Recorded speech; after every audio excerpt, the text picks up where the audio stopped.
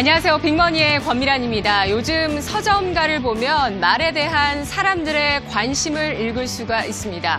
유독 말, 언어, 말투라는 말에 대한 단어가 들어간 제목들의 책들이 인기를 크게 끌고 있는데요. 언어의 온도, 말의 품격, 슬기로운 언어 생활, 말투 하나 바꿨을 뿐인데 말 그릇, 모든 관계는 말투에서 시작된다. 모두 말에 대한 책들입니다. 실제로 여러분, 말투를 하나 바꾸면 어떻게 될까요? 우리는 사람들의 마음은 참 이상하게도 말투 하나, 조사 하나, 어미 하나에 그 사람의 말을 다 들어주고 싶다가도 또 반대로 반발 심리가 강하게 들어서 이 말을 거절하고 싶다라는 생각이 들기도 합니다. 말주변이 없어도 말투만 익히는 기술을 갖추기만 해도 많은 사람들의 마음을 살 수 있고요. 우리는 인간관계를 잘할 수 있고 행복한 결혼 생활을 할 수 있고 더 큰 돈을 벌 수 있다고 하는데요.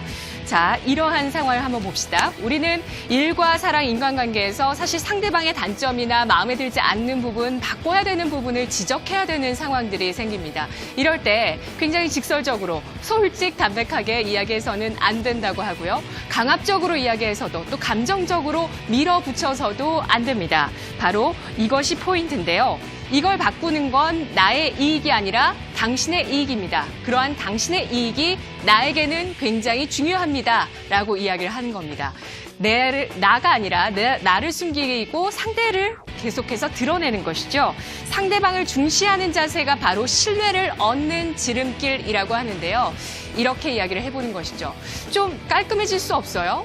좀 빨리 준비할 수 없나요? 이렇게 이야기하는 것이 아니라 오늘 미리 내일의 것을 준비를 해두면 당신은 내일 더 멋진 모습으로 집을 나서게 될 것이고 마음의 여유까지 생길 수 있을 겁니다. 이렇게 되면 회사에서 더 좋은 이미지를 당신이 남길 수 있겠죠? 라고 말이죠.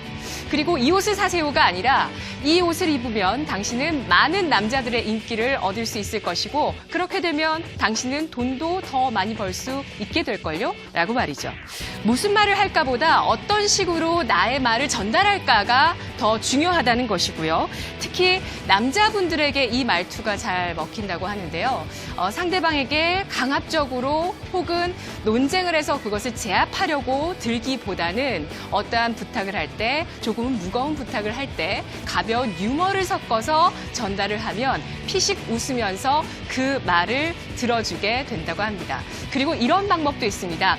아주 맛있는 것을 먹을 때 상대방이 정말 가장 최고로 행복할 때 그때 뭔가 부탁을 하면 설득될 확률이 높아지게 됩니다. 사람들은 기분이 좋을 때 또 행복한 마음이 들 때 가장 그 마음이 열려있기 때문이라고 하는데요.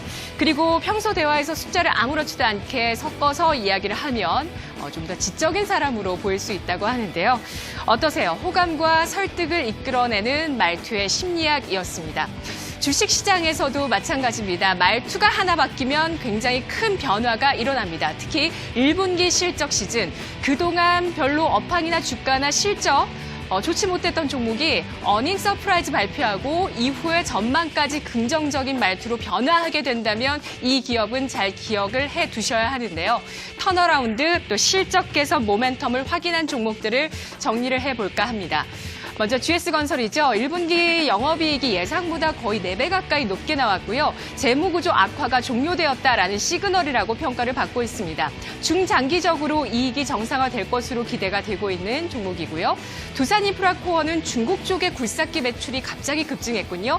앞으로 이뿐만 아니라 북미와 유럽 같은 지역의 두 자릿수 성장까지도 시장에서는 전망을 하고 있습니다. 삼성전자 1분기 삐끗할 것으로 예상했지만 사상 최대 실적 행진을 이어갔죠.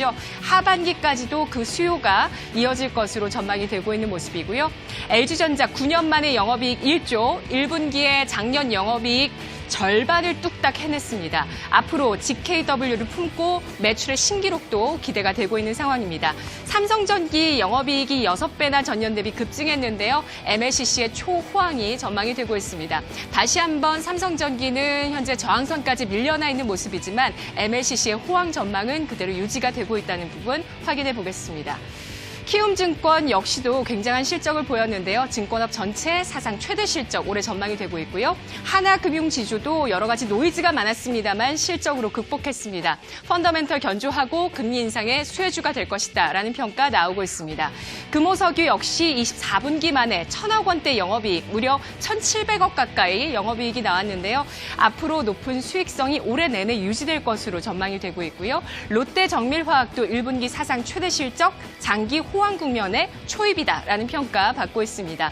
호텔신라가 전망치 대비 2배 넘는 실적 냈는데요. 사드의 직격탄에서 벗어나서 고성장세가 이어질 것이라는 말투로 시장에서 언급들이 변화하고 있습니다. 현대차와 기아차 역시도 중국 내의 자동차 매출 데이터가 굉장히 좋아지면서 말투가 조금씩 바뀌려고 하고 있는 그러한 모습인데요. 사실 글로벌 경기 정점에 대한 논란이 존재하고 있습니다. 여러 가지 G2발 악재라든지 또 금리와 인플레이션에 대한 여러 변수에 둘러싸여 있는 가운데 OECD 경기 선행지수가 둔화될 조짐을 보이고 있다는 지적 나오고 있습니다. 하지만 코스피 2500선 진입이 이러한 건설이나 금융, IT 그리고 중국 소비주, 실적주를 중심으로 복귀를 한 모습이기 때문에 이러한 실적 장세가 앞으로 펼쳐질 가능성이 있겠다라는 전망이 현재 제기되고 있다는 부분 확인을 해보시길 바라겠습니다.